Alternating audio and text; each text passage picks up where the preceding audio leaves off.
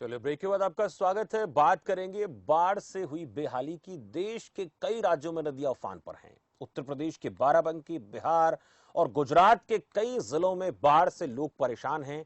लेकिन आज हम आपको बाराबंकी की तस्वीरें दिखाने जा रहे हैं, जहां बाढ़ से हजारों लोग बेहाल हैं, पलायन करने को मजबूर हैं। बेहाली का आलम इस कदर है कि लोगों की दुकान, घर, सब कुछ तालाब में तब्दील हो चुके हैं।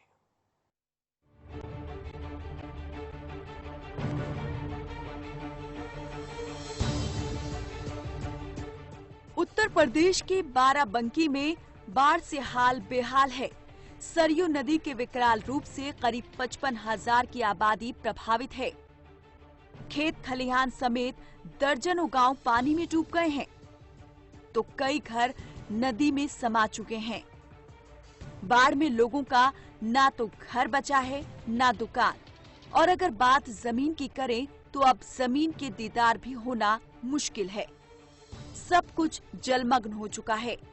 क्या स्कूल, क्या खेत, क्या खलिहान, अब तो अंदाजा लगाना भी मुश्किल है कि रास्ता कहाँ है और तालाब कहाँ है। अरे बहुत दिक्कतें आ रही हैं भैया इस समय। एक तो पहले कोरोना का दिक्कत था, और अब इधर कम से 15 दिन से जो है बाढ़ भर गई है। और हम जो है सब जो है वहाँ घर पे पानी भरा हुआ, दुकान पे यहाँ गुमटी खोल रखे हैं। इधर जीवन पर करे तो यहाँ पे गाँव भी नहीं आ रहे हैं।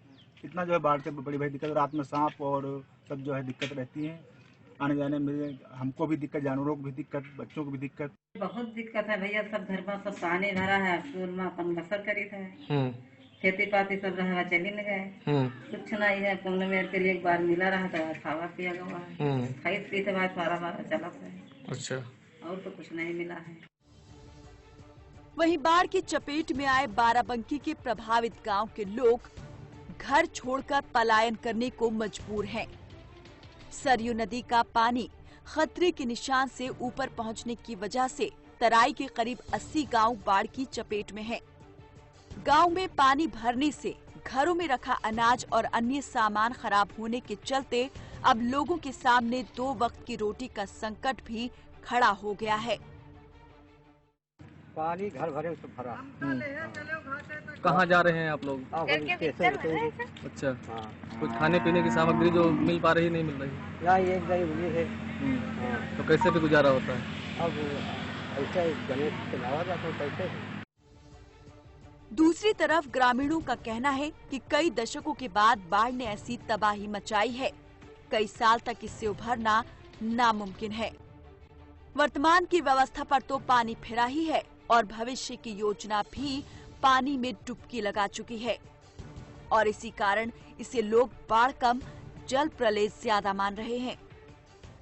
बाढ़ से इतने तबाह लोग हैं जो भूखे मर रहे हैं। कोई सुनवाई और कोई समस्या नहीं है। खेती बाड़ी जो मजदूरी करके कमा कर रखे थे वो भी लॉकडाउन में खा लिया और भूखे मरने का नौबत है। कोई पैसा, एक पैसे के काम नहीं कहीं है। प्रशासन की तरफ से अभी तक क्या कुछ मदद मिली है? प्रशासन की तरफ से एक चक्कर गल्ला मिला हुआ है और बाढ़ राहत का, और मिट्टी का तेल मिला हुआ है। मिट्टी के तेल अब बताइए, एक चक्कर 10 दिन मिले हो गया, सब लोग खा लिए, अब क्या खाएंगे? बाराबंकी में लगातार होती भारी बारिश और नेपाल से समय समय पर लाखों क्यूसेक पानी छोड़े जाने से सरयू नदी का जलस्तर अपने खतरे के निशान के ऊपर बह रहा है, और इसकी जद में कई गांव हैं जो लगातार बाढ़ की मार से बेहाल हैं। बाराबंकी से खबर फास्ट के लिए महेंद्र सिंह की रिपोर्ट।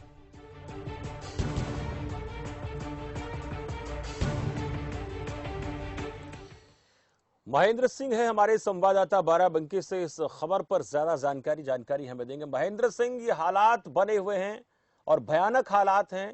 बाढ़ के चलते 55,000 लोगों की जिंदगी कहीं न कहीं मुहाल हो गई है, जीना मुश्किल हो गया है।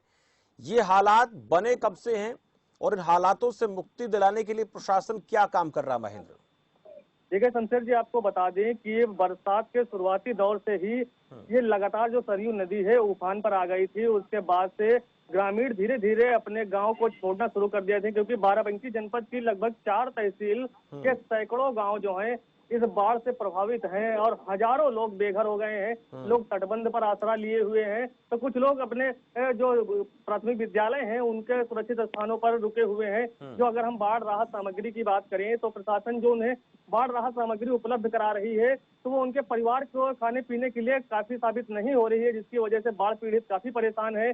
और वो लगातार शासन प्रशासन से गुहार लगा रहे हैं कि उनकी स्थायी रूप से कोई मदद की जाए, और जिस तरह से उनके हालात बने हो, जिनके घर बार खाने पीने के सामान उनके डूब गए हैं, उसके लिए सरकार को सोचे, उनके भविष्य के बारे में सरकार को सोचे। जी, कुछ लोगों को राहत खाने पीने की, कुछ ऐसे सुविधाएं रहने की दी जा रही है, या फिर लोग भूख से परेशान हैं, छत नहीं है, बीमारियां ऊपर से हो जाती हैं?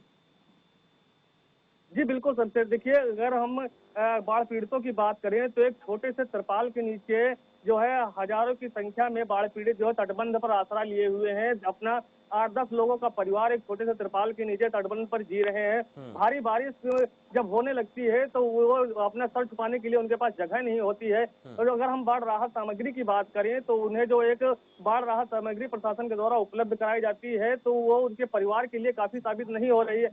अगर काम की बात करें तो बाढ़ पीड़ितों का कहना है कि कोरोना महामारी के चलते उनके पास कोई काम नहीं है, वो घर पर ही बैठे हुए हैं क्योंकि बाहर जा नहीं सकते हैं, और जो राहत सामग्री उन्हें मिल रही है वो पर्याप्त नहीं है, तो कहीं ना कहीं उनकी मुश्किलें लगातार बढ़ती चली जा रही हैं। जी चलिए महेंद्र सिंह, शुक्रिया जानकारी के लिए। संदीप गुप्ता है, एडीएम है।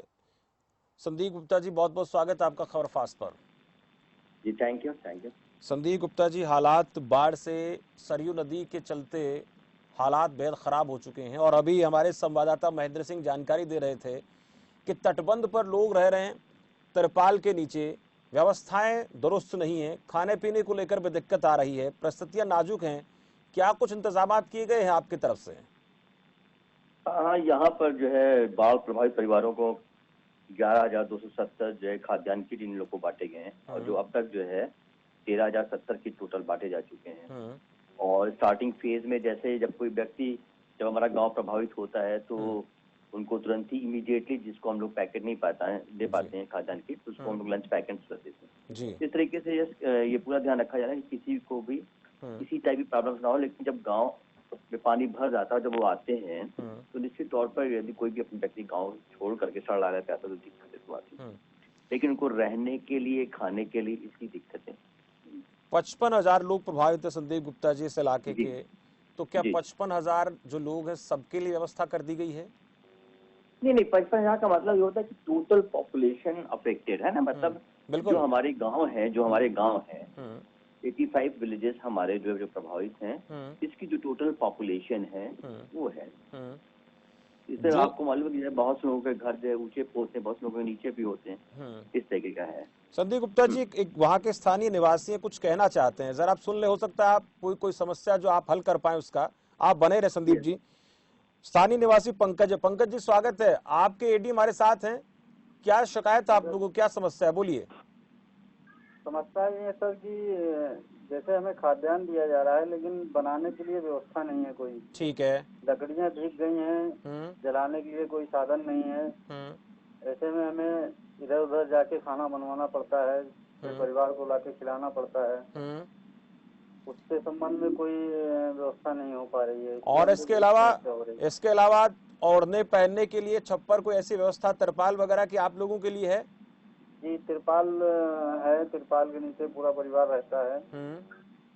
और कपड़े जो घर से आ गए थे वही हैं, बाकी तो। कौन से इलाके से आप हैं? आप कौन सी जगह से हैं? आपका जगह बताइए। आपके एडीएम हमारे साथ है, एडीएम जुड़े हुए हैं, हो सकता है आप तक सुविधा पहुंच जाए। आपका इलाका बताइए, कौन सी जगह पे आप हैं? सिरौली होसपुर तहसील से हैं, चपरा गाँव से। जी ठीक है।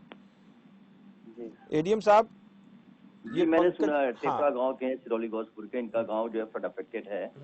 ये घाघरा नदी के तट पर ये गांव है। जी। तो इनकी शिकायत मोटी यही है कि अनाज तो मिल जाता है कच्चा, लेकिन पकाने के लिए दिक्कत है। हाँ एग्जैक्टली। तो क्या इनके पास गैस का चूल्हा नहीं है? मैं देख पाता हूँ एग्जैक्टली। और जो भी कोई परेशानी। शुक्रिया संदीप जी, आपने समस्या को सुना, और हम चाहेंगे कि आप इन लोगों की समस्या, और भी आसपास ऐसे लोग हो सकते हैं, ये तो एक पंकज थे और ऐसे कई पंकज हो सकते हैं। हम उम्मीद करेंगे कि आप इन लोगों तक वो सुविधा पहुंचाएं, ताकि कम से कम जो प्रशासन की तरफ से जितनी मदद हो पाए वो आप कर पाए। शुक्रिया। और पंकज जी, आपका भी बहुत बहुत शुक्रिया हमारे साथ जुड़ने के लिए। तो हम बात कर रहे थे जो बाढ़ ग्रस्त इलाका है, उस बाढ़ ग्रस्त इलाके में पंकज नाम के व्यक्ति ने बताया कि खाने पीने के लिए ठीक है, तिरपाल की भी व्यवस्था ठीक ठाक है, कुल मिलाकर दिक्कत नहीं है। लेकिन एक समस्या है कि खाना पकाने के लिए हमारे पास कोई ऐसा साधन नहीं है, चाहे हम गैस चूल्हे की बात करें, मिट्टी के तेल की बात करें, वो अगर पहुंच जाए तो फिर इन लोगों को कहीं एक दूसरे के पास जाकर के खाना पकाने की जो है मदद ना मांगनी पड़े। और एडीएम ने भरोसा दिलाया कि समस्या का समाधान जल्द करेंगे। और हमारी भी ये कोशिश रहती है कि कोई भी समस्या अगर आपके इलाके के इस प्रकार की है और खासकर इस बरसात के मौसम में, तो उसका जितना जल्दी हो उसके समाधान हो। एडीएम ने भरोसा दिया, हम उम्मीद करेंगे वो भरोसे पर खरा उतरेंगे। और अगर फिर भी अगर कोई दिक्कत आती है तो हम कल फिर उस मुद्दे को लेकर हम चर्चा करेंगे। फिलहाल इस खास बुलेटिन में इतने, मुझे दीजिए इजाजत और आप देखते रहिए खबर फास्ट। नमस्कार। आप देख रहे हैं खबर फास्ट, तेज खबर पैनी नजर।